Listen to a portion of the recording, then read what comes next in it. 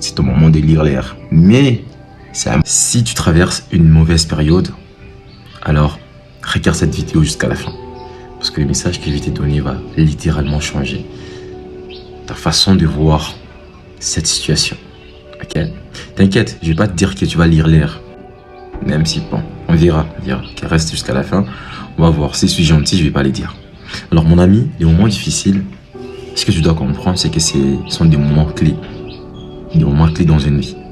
Parce que très souvent, les décisions que nous prenons dans la joie, on les oublie. Okay, tu verras quelqu'un, il est là, tout va très bien et tu vas commencer à prendre des décisions un peu bizarres. Je vais faire ceci, je vais faire cela, je vais faire cela, je vais faire cela. Et demain, il oublie. Okay, ce sont des décisions prises avec des émotions, dans la joie et tout. Donc tout va bien et du coup, il se permet de prendre certaines décisions.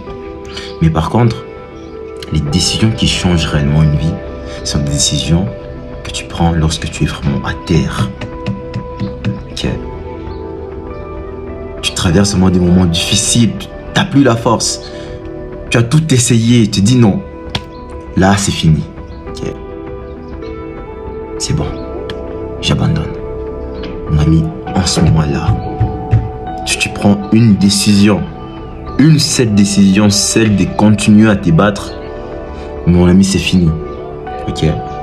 Tu auras une confiance en toi qui même Dieu va te regarder et dire petit, toi tu comment hein?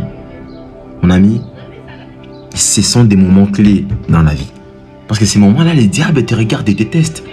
Parce qu'on t'a mis à terre pour voir ta réaction. Est-ce que tu vas accepter ta situation et te dire que ok, c'est bon. Là, je vais laisser les démons m'envahir. C'est là que tu vois souvent les gens commencer à penser à des trucs, des magies. Il va même préférer dire que c'est bon. Moi, ma vie ne sert à rien. Donc, je préfère aller chercher un marabout. Il peut me donner, même si c'est pas moi, $1000. Je vais faire des fêtes et par après mourir. Pour lui, c'est comme ça. Lorsque le mental est touché, c'est compliqué. Okay? Et c'est ce que les diables cherchent. Lorsque le désespoir va commencer à t'envahir, et lui sera là, il va te regarder. Mais si après ça, si dans ces moments-là, tu prends la décision de continuer, mon ami, la décision de te battre, je te dis que personne ne pourra t'arrêter. Ok? Donc, si tu traverses déjà des moments, mon ami, continue.